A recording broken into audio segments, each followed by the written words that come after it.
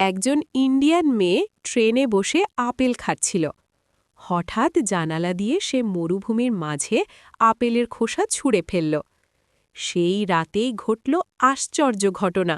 ভয়ঙ্কর বৃষ্টি নামল মরুভূমিতে, আর ঠিক সেই জায়গার একটা আপেলের বীজ থেকে জন্ম নিল ছোট্ট একটা চারা। কিন্তু দিনের পর দিন তপ্ত রোদে চারাটার প্রাণ প্রায় শেষ। ঠিক তখনই একটা বিশাল ময়ূর হেঁটে এসে চারাটাকে দেখল। সে ভাবল, এই মরুভূমিতে তোকে মরতে দেব না। ময়ূরটা বোরওয়েল চালু করল, পাইপ দিয়ে ফোঁটা ফোঁটা পানি পড়তে লাগল।